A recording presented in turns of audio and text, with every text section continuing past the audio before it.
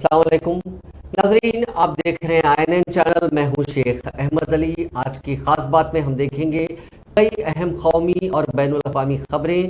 कांग्रेस सदस्य सोनिया गांधी से enforcement directorate ने 4 शुबे को 3 घंटे पूछताछ की।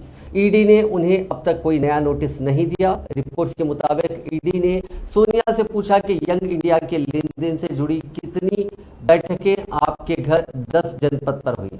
मंगल के रोज भी जब ईडी ने उनसे कंपनियों के लेन देन के बारे में सवाल किया तो सोनिया ने जवाब दिया कि कांग्रेस एसोसिएट जनरल और यंग इंडियन से जुड़े सभी लेन देन साबिक ट्रेजरर मोतीलाल वोरा देखते थे। पहली बार सोनिया गांधी 21 जुलाई को ईडी दफ्तर पहुंची थी। वहां उनसे 3 घंटे पूछताछ हुई। इसके बाद 5 दिन का ब्रेक मिला। इसके बाद ईडी ने उन्हें 26 जुलाई को बुलाया और 6 घंटे तक सवाल किए। फिर 4 शुबे को ईडी ने सोनिया गांधी को पूछताछ के लिए बुलाया। यहाँ एजेंसी ने उनसे 3 घंटे तक पूछताछ की। जुमला 12 घंटे हुई पूछताछ के दौरान उनसे 100 से ज्यादा सवाल किए गए। 4 शुबे को पूछताछ के दौरान कांग्रेस कारकुनों ने मुल्क भर में मुजाहरा किया। संसद भवन के बाहर मुजाहरा कर रहे कांग्रेस के कई एमपीज को पुलिस ने हिरासत में ले लिया। कांग्रेस दफ्तर के बाहर महिला कांग्रेस के वर्कर्स को सिक्योरिटी फोर्सेस ने उठा कर बसों में भरा। इस दौरान उनकी सिक्योरिटी फोर्सेस से झड़प भी हुई। कांग्रेस जनरल सेक्रेटरी जयराम रमेश ने कहा कि मुल्क को पुलिसिया स्टेट में बदल दिया गया है। सोनिया से ईडी की पूछताछ खत्म होने के बाद दिल्ली पुलिस ने हिरासत में लिए गए सभी एमपीज को रिहा कर दिया।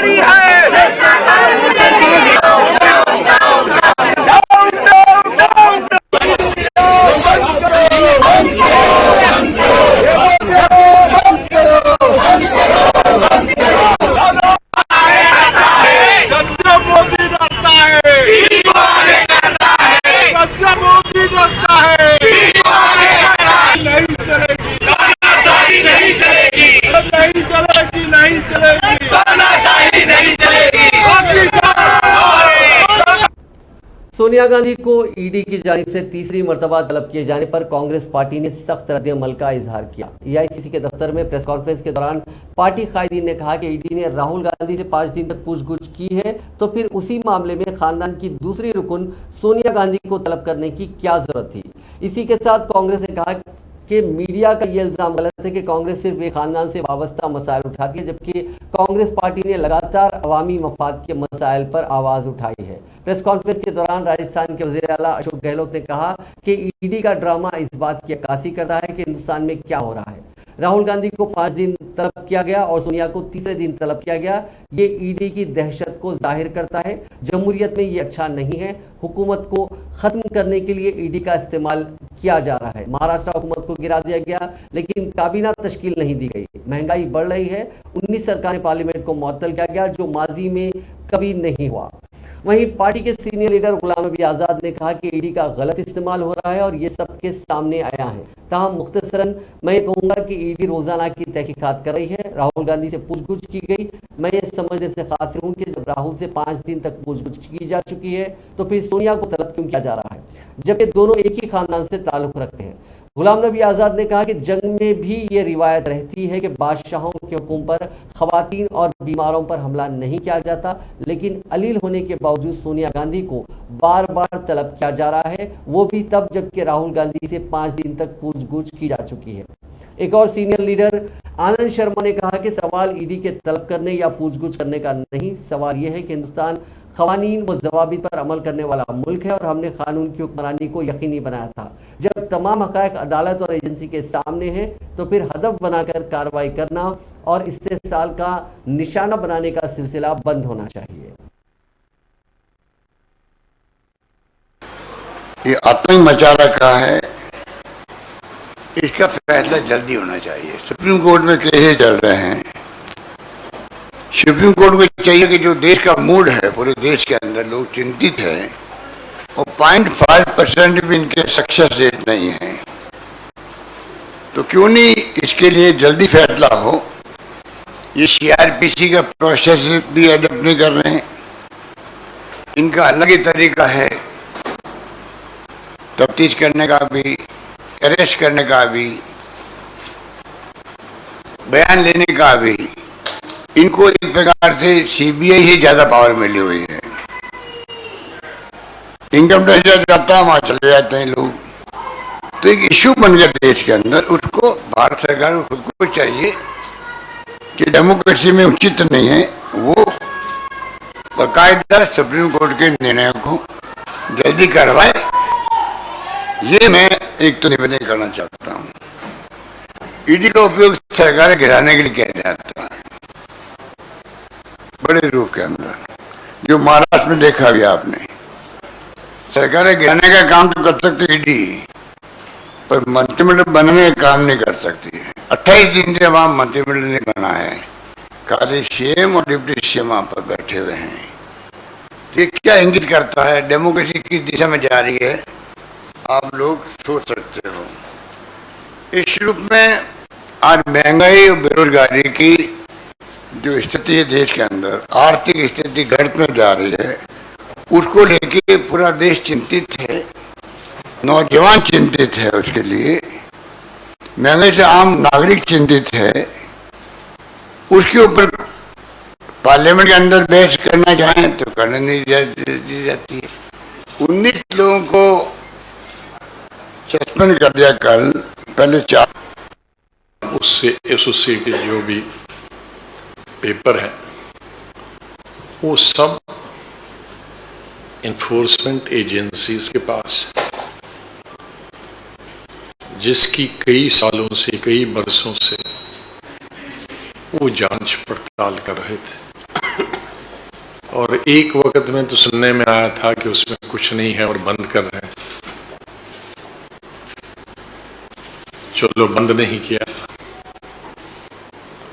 फिर राहुल गांधी जी से तकरीबन 30 घंटे के से ज्यादा 5 दिनों में 50 घंटे इन्फोर्समेंट डायरेक्टरेट ने उनको बुलाया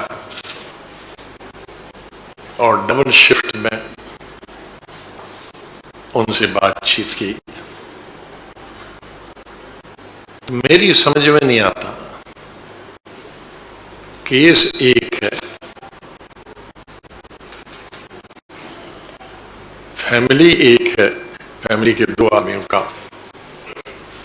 नाम जो उसमें लिखा है, उसमें जब बेटे से, राहुल गांधी से 5 दिन कई घंटों, दर्जनों घंटे आपने बातचीत की, उसी केस के लिए सोनिया जी को फिर बुलाने की क्या जरूरत है? राहुल जी चलो जवान है, लेकिन सोनिया जी की उम्र और जिस तरह की वो कुछ सालों से बीमार चलती आ रही हैं और किस तरह से वो पिछले 6 महीनों से हॉस्पिटल में भी दाखिल रही, कई दिन घर में भी बीमार रही, उससे एसोसिएटेड जो भी पेपर है वो सब इन्फोर्समेंट एजेंसीज के पास, जिसकी कई सालों से, कई बरसों से वो जांच पड़ताल कर रहे थे। और एक वक्त में तो सुनने में आया था कि उसमें कुछ नहीं है और बंद कर रहे हैं। चलो बंद नहीं किया। फिर Rahul The facts have been in public domain for almost 1 decade. Those facts are there in the files of all the courts. The competent court in Patiala House which took cognizance, the trial court, the Delhi High Court and the Supreme Court. So it's not something which is unknown. Media has commented, whereas agencies have a right, if there is any new thing which is not known, to ask for clarifications. But as Ghulam Nabi ji has said, when Shri Rahul Gandhi was called and questioned for over 50 hours, over 5 days, then for the same fact, same matter, for third consecutive day, to call Shrimati Sonia Gandhi ji, we have to bear in mind her age and state of health. In a democracy, we can be ideological opponents because no democracy can survive, let alone thrive, without a strong opposition. But ideological opponents can never be and must never be in a democracy treated as personal by anyone. What Gehlot ji has said, आम आदमी party के रुकने parliament Sanjay Singh को राज्यसभा से मुअत्तल कर दिया गया। ये कार्रवाई हिज़्ब-ए-इख्तिलाफ के 19 अरकान पार्लियामेंट को राज्यसभा से मुअत्तल किए जाने की एक दिन बाद की गई। राज्यसभा के नायब चेयरमैन ने इत्तला दी कि आम आदमी पार्टी के रुकने पार्लियामेंट संजय सिंह को नारे लगाने और चेयर की जानिब कागज फाड़कर फेंकने की वजह से इस हफ्ते की बकिया कार्रवाई के लिए ऐवान से मुअत्तल किया गया। That Shri Sanjay Singh be suspended from the services of the House for the remaining part of the current week for his unduly behavior, unbecoming of a member of Rajya Sabha yesterday, the 26th July 2022, by shouting slogans from the wall of the House, tearing some papers and throwing them towards their chair, thereby disregarding the authority of the chair and bringing disrepute to this august House. Those in favor will please say aye. Those against will please say no. I think the motion is adopted. Shri Sanjay Singh is suspended for the remaining part of the current week. Please leave the house. You have been suspended, Mr. Sanjay Singh. Please leave. Please, 15 minute के लिए सदन स्थगित। लोकसभा में महंगाई और GST के मामले पर अपोजिशन के हंगामे की वजह से ऐवान की कार्रवाई चारशंबे की दोपहर 2 बजे तक के लिए मुलतवी की गई।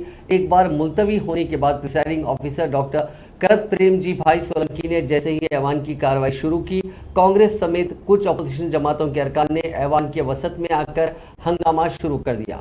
हंगामा आराई के दरमियान अहम कागजात ऐवान की मेज पर रखे गए। प्रिसाइडिंग ऑफिसर ने हंगामा करने वाले अरकान को अपनी अपनी जगहों पर जाने की अपील की और कहा कि हुकूमत बहस करने के लिए तैयार है, लेकिन शोर शराबा बढ़ता गया, जिसके बायस ऐवान की कार्रवाई 2 बजे तक के लिए मुलतवी कर दी गई। इससे कबल 11 बजे जैसे ही लोकसभा स्पीकर ओम बिरला ने वक्फे सवाल शुरू किया, अपोजिशन के अरकान हाथों में प्ले कार्ड लिए नारे लगाते हुए ऐवान के वसत में आ गए और हंगामा करने लगे। ओम बिरला ने मेंबरान को बार बार अपनी सीटों पर जाने की अपील की, लेकिन मेंबरान ने उनकी बात पर कोई तवज्जो नहीं दी। हंगामा आराई के दरमियान ओम बिरला ने ऐवान की कार्रवाई जारी रखने की कोशिश की, लेकिन हंगामा मुसलसिल बढ़ता रहा।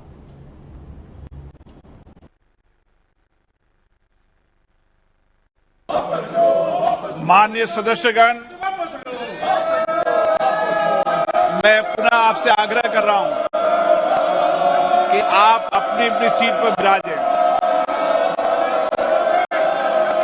ये सदन नियम और प्रक्रियाओं से चलता है और आपके द्वारा बनाए गए नियम प्रक्रियाओं के अंदर जो आपने बनाया है, सदन ने बनाया है, 349 के अंदर स्पष्ट रूप से लिखा है कि कोई भी सदस्य माननीय बेल में आकर नारेबाजी और तख्तियां लेकर नहीं आए। मैं पुनः आपसे आग्रह कर रहा हूं कि नियम प्रक्रियाओं की पालन करें, तख्तियां लेकर सदन में नहीं आए। ये सदन आपका है। अगर संसदीय लोकतंत्र को मजबूत करना चाहते हैं तो आप चर्चा करें, संवाद करें, बातचीत करें। प्रश्नकाल महत्वपूर्ण समय होता है, सरकार से आप सवाल जवाब कर सकते हैं, लेकिन आप नारेबाजी कर रहे हैं और जिस तरीके से अशोभनीय व्यवहार कर रहे हैं, ये भारत के लोकतंत्र के लिए उचित नहीं है। इसलिए मैं पुनः आग्रह कर रहा हूं कि मुझे आपके द्वारा बनाए गए नियम प्रक्रियाओं की पालना करनी पड़ेगी।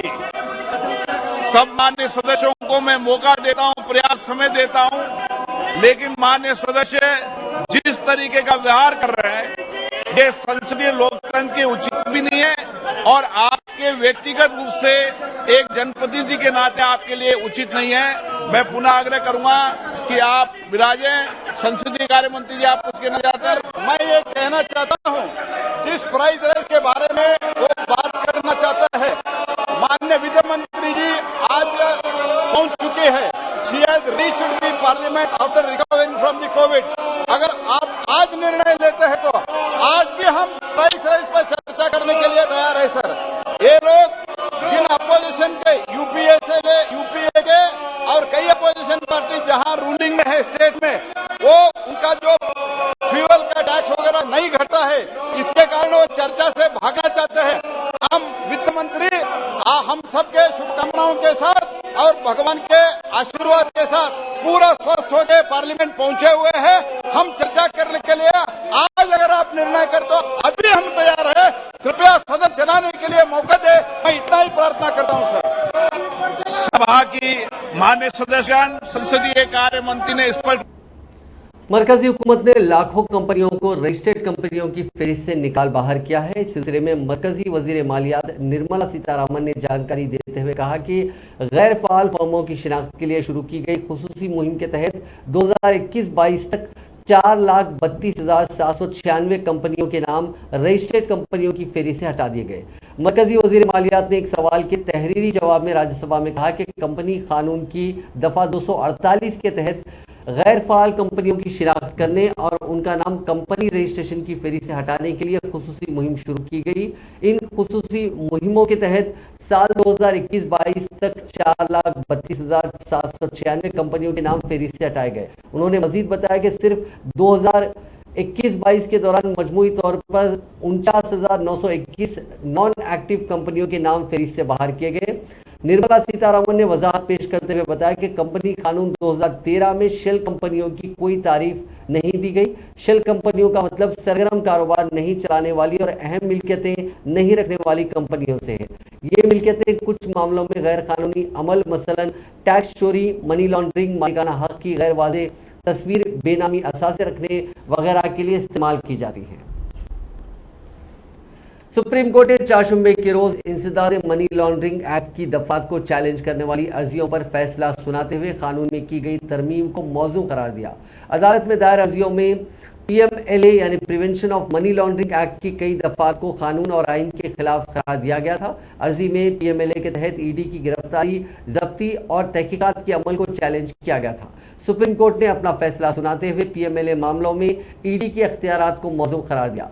सुप्रीम कोर्ट ने ED के मुलजिम को गिरफ्तार करने के अख्तियार को भी बरकरार रखा। अदालत उस्मा ने कहा कि गिरफ्तार करने का अमल मनमानी कार्रवाई नहीं है। ये फैसला justice AM Khanolkar, justice Dinesh Maheshwari और CD रवि कुमार की खुसूसी बेंच ने सुनाया। अर्जी में कहा गया था कि PMLA के कई दफात खिलाफ कानून है। गलत तरीके से पैसा कमाने का जुर्म साबित नहीं भी होता तब भी PMLA का मुकदमा इधर उधर पैसा भेजने के इल्जाम में जारी रहता है। दलाइल में कहा गया कि इसका इस्तेमाल गलत तरीके से हुआ। निज अफसरान को सवाबदीदी इख्तियारात भी दिए गए हैं। वहीं हुकूमत की जानिब से इस कानून के हक में कहा गया कि कार्रवाई से बचने के लिए इस तरह की अर्जियां दायर की गई हैं। ये वही कानून है जिसकी मदद से विजय माल्या, नीरव मोदी और मेहुल चोकसी जैसे लोगों से बैंकों के 18,000 करोड़ रुपए वापस लिए गए। ख्याल रहे कि पीएमएलए के कई मुख्तलिफ मामलों पर 100 से ज्यादा अर्जियां दायर की गई हैं, जिन्हें सुप्रीम कोर्ट ने एक साथ मुंसलिक कर दिया। बंगाल में टीचर्स रिक्रूटमेंट घोटाले की जांच कर रहे एनफोर्समेंट डायरेक्टरेट ने चाशुम्बे को वजीर पार्थ चैटर्जी और उनकी करीबी अर्पिता मुखर्जी के ठिकानों पर छापा मारा। ईडी ने हफ्ते को ही पार्थ और अर्पिता को गिरफ्तार कर लिया था। रिपोर्ट्स के मुताबिक पार्थ और अर्पिता के 5 ठिकानों पर ईडी ने छापा मारा। वहां सीआरपीएफ की टीम भी मौजूद थी। ईडी टीम ने कोलकाता और उसके आसपास 5 जगहों नॉर्थ 24 परगना जिले के बेलघोरिया और राजडांगा में बने अर्पिता के ऑफिस, रिश्तेदारों के घर और बाकी फ्लैट्स पर भी छापा मारा, जहां से कई अहम दस्तावेज मिलने का दावा किया जा रहा है। पार्थ और अर्पिता को चाशुम्बे को कोर्ट के हुक्म पर 48 घंटे बाद दोबारा मेडिकल जांच के लिए ले जाया गया। 2 घंटे चले चेकअप के बाद जब वो बाहर आए तो रिपोर्टर्स बार बार उनसे वजारत का ओहदे से इस्तीफा देने के बारे में पूछ रहे थे। इस पर पार्थ ने चिल्लाकर कहा कि इस्तीफा क्यों दूं, इसकी वजह बताओ। पार्थ चैटर्जी की गिरफ्तारी को 5 दिन हो चुके हैं, लेकिन उनका पार्टी में जनरल सेक्रेटरी का ओहदा और उनकी वजारत बरकरार है। अपोजिशन पार्थ को बर्खास्त करने की मांग कर रहा है। बीजेपी कायद मिथुन चक्रवर्ती ने चाशुम्बे को एक बयान से बंगाल की सियासत में हलचल मचा दी है। कोलकाता में मिथुन ने मीडिया से पूछा कि क्या आप ब्रेकिंग न्यूज सुनना चाहते हैं। इसके बाद बोले कि अभी की बात करें तो 48 तृणमूल एमएलए से मेरे काफी अच्छे रिश्ते हैं, इनमें से 21 एमएलए सीधे मेरे राब्ते में हैं। उन्होंने कहा कि अभी 11 रियासतों में भारतीय जनता पार्टी की हुकूमत है, जल्द 4 और रियासतों में बीजेपी इख्तिदार में आ जाएगी। प्रेस कॉन्फ्रेंस के दौरान उन्होंने कहा कि बीजेपी पर इल्जाम लगते हैं कि वो गड़बड़ कराती है, लेकिन ये सब महज साजिश है। उसे एंटी मुस्लिम बोला जाता है। अगर ऐसा होता तो फिर मुल्क में शाहरुख, आमिर और सलमान जैसे एक्टर स्टार क्यों हैं। मिथुन चक्रवर्ती के बयान पर अब टीएमसी एमपी शांतनु सेन ने रद्द-ए-अमल जाहिर किया। उन्होंने कहा कि बीजेपी लीडर मिथुन चक्रवर्ती जहनी तौर से बीमार हैं। मुझे पता चला कि उन्हें कुछ दिनों पहले अस्पताल में भर्ती कराया गया था। मुझे लगता है कि वो जिस्मानी तौर से नहीं बल्कि जहनी तौर से बीमार है। 2024 বিজেপি আসছে না, যদিও অঙ্কটা তার জানা নেই, তিনি স্বীকার করেছেন, কিন্তু বিজেপি আসছে না। আপনি সার্বিকভাবে সারা দেশের বিভিন্ন রাজ্যে আপনি যান, অভিনয়ের কাছে যান, দলের কাছে যান, সার্বিকভাবে আপনার কি বার্তা? ঠিক আছে, তুমি বলেছেন ঠিক আছে, আমরা বিজেপি আসবে না, তার পরের বছর আসবে, আমরা লড়াই চালাবো না, দেশ নিশ্চিত করবো। উনি 2024 কেন্দ্রের কথা বলছেন। আমি কেন্দ্রেই বলছি, কেন্দ্রে যদি বিজেপি না আসে, এটা বলবো 18টা হাতে আর 4টে হামাগুড়ি দিচ্ছি, এই মুভমেন্ট আছে। এবার থেকে ব্রেকিং নিউজ দিচ্ছি, চলুন এই মুহূর্তে যে বসে আছে 38টা তৃণমূল এমএলএ আমাদের সঙ্গে খুব ভালো সম্পর্ক আছে। তার মধ্যে 21 জন আমার সঙ্গে ডাইরেক্ট, বাকিটা আমি मुल्क की ज्यादातर रियासतों में भारी बारिश हो रही है। कई जगहों पर सैलाब के हालात हैं। पिछले 24 घंटों में बिजली गिरने से बिहार में 11 लोगों की तो उत्तर प्रदेश में 10 लोगों की मौत हो गई है। आंध्र प्रदेश में गोदावरी नदी में आए सैलाब से अब तक 7 लोगों की जान जा चुकी है। राजस्थान के जोधपुर में पानी में डूबने से 5 लोगों की मौत हो गई। मानसून की शुरुआत से अब तक गुजरात में 100 और महाराष्ट्र में भी 110 से ज्यादा लोगों की मौत हुई है। आसाम में इस साल सैलाब और लैंडस्लाइडिंग की वजह से 197 लोग अपनी जान गंवा चुके हैं। वादी कश्मीर को मुल्क के बाकी हिस्सों से जोड़ने वाली 270 किलोमीटर तवील श्रीनगर जम्मू कौमी शाहराह रामबन के महाड़ इलाके में चट्टानें खिसक आने की वजह से चाशुम्बे के रोज ट्रैफिक की नकलो हमल के लिए बंद कर दी गई। ट्रैफिक पुलिस ने बताया कि रामबन के महाड़ इलाके में चट्टानें खिसक आने की वजह से श्रीनगर जम्मू कौमी शाहराह को ट्रैफिक की नकलो हमल के लिए बंद कर दिया गया। उन्होंने लोगों से अपील की कि वो श्रीनगर जम्मू और रामबन में कायम ट्रैफिक कंट्रोल यूनिट के साथ रब्ता करने से कबल इस शाहराह पर सफर करने से इज्तनाब करें। पटना में चाशुम्बे को एक ही खानदान के 4 लोग गंगा में डूब गए।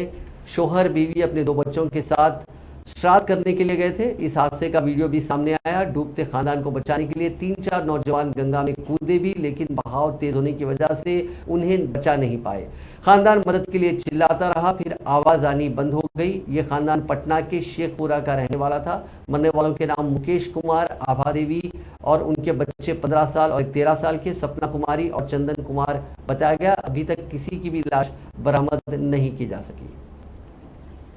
स्पाइस जेट की फ्लाइट्स में पिछले कई दिनों से दिक्कतें सामने आने के बाद डीजीसीए ने बड़ा फैसला लिया। डीजीसीए ने 8 हफ्ते के लिए स्पाइस जेट की सिर्फ 50% फ्लाइट्स को उड़ान भरने का हुक्म जारी किया। 18 दिनों के अंदर स्पाइस जेट के प्लेनों में 8 बार तकनीकी खराबी आई थी, जिसके बाद डीजीसीए ने कंपनी को नोटिस जारी किया। हाल ही में हुकूमत ने भी राज्यसभा में जवाब देते हुए बताया कि डीजीसीए ने स्पाइस जेट के प्लेनों को स्पॉट चेकिंग की थी। मुल्क में कोरोना मामलों में उतार चढ़ाव जारी है। पिछले 24 घंटों में मुल्क में कोरोना के 16,065 नए केसेस दर्ज किए गए, जबकि 37 लोगों की मौत हो गई। वहीं एक्टिव केसेस यानी इलाज करा रहे मरीजों की तादाद घटकर 1,41,000 हो गई। पीर के रोज मुल्क में 14,830 नए मामले सामने आए थे और 36 मरीजों की मौत हुई थी। काबुल के गुरुद्वारा करते परवान साहिब पर चारशंबे की दोपहर फिर हमला किया गया। शुरुआती जानकारी के मुताबिक इस मकाम के मेन गेट पर ब्लास्ट हुआ। इस वाकये के वक्त वहां सिखों के साथ हिंदू तबके के भी कुछ लोग मौजूद थे। 18 जून को भी इस गुरुद्वारे पर हमला किया गया था, तब 2 लोगों की मौत हुई थी। इस वाकये के बारे में ज्यादा जानकारी का इंतजार है। खास बात यह है कि मंगल के रोज ही अफगानिस्तान की तालिबान हुकूमत ने सिखों और हिंदुओं के डेलीगेशन को बुलाकर उनसे बातचीत की थी। तालिबान हुकूमत ने बयान में कहा था कि माइनॉरिटीज के जो लोग मुल्क छोड़कर गए हैं उन्हें हम सिक्योरिटी का पूरा भरोसा दिलाते हैं। हमारी अपील है कि वो अपने वतन लौट आएं। फिलीपाइन के लोजो जजीरे में चारशंबे के रोज 7.3 शिद्दत से आए जलजले में कम से कम 2 लोगों की मौत हो गई, जबकि 30 से ज्यादा लोग जख्मी हो गए हैं। अबरा इलाके और ब्योक्विंट में ज्यादा तबाही हुई है, जहां जलजले से कई घरों, इमारतों और बुनियादी ढांचों को नुकसान पहुंचा। National disaster risk reduction and management ने शुमाली फिलीपाइन के बेंगुइट इलाके में एक शख्स की मौत की तस्दीक की। मकामी अफसरान ने यह भी बताया कि बेंगुइट इलाके में कम से कम 5 लोग जख्मी हुए हैं। अफगानिस्तान के फैजाबाद में चारशंबे के रोज सुबह 2:07 पर जलजले के झटके महसूस किए गए। रिक्टर स्केल पर इसकी शिद्दत 5.4 दर्ज की गई। जलजले का मरकज फैजाबाद से 90 किलोमीटर साउथ में जमीन से 200 किलोमीटर गहराई में था। हालांकि इसमें किसी किस्म के जान माल के नुकसान की जानकारी नहीं मिली। अफगानिस्तान में जून में आए जलजले में 1000 से ज्यादा लोग मारे गए थे और 1500 से ज्यादा लोग जख्मी हुए थे।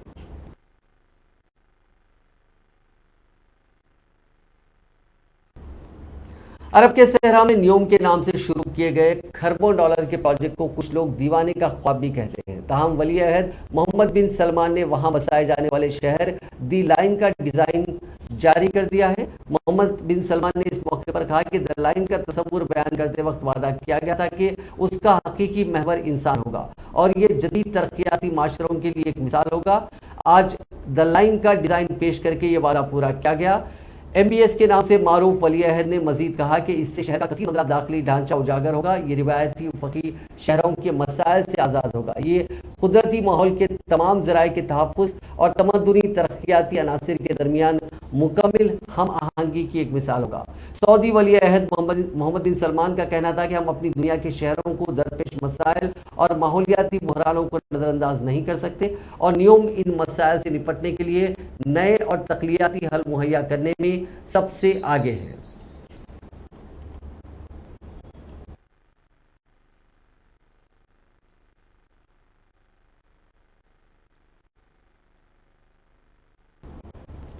नियोम की 95% जमीन के तहफ़्फ़ुज़ में अपना किरदार अदा करेगा। ये शहर 200 मीटर चौड़ा, 170 किलोमीटर लंबा और सतह समंदर से 500 मीटर ऊंचा होगा। उसकी मिसाली आबोहवा पूरा साल इस बात को यकीनी बनाएगी कि रिहायशी घूमते या चहलकदमी करते वक्त इर्द गिर्द की फितरी माहौल से लुत्फ़अंदोज़ हो सकेंगे। ये शहर 100% काबिल तजदीद तवानाई पर चलेगा, जिसमें कार्बन का अखराज 0 होगा। नाज़रीन, आज की खास बात में बस इतना ही। आपसे कल मुलाकात होगी नई खबरों के साथ। आप देखते रहिए INN चैनल।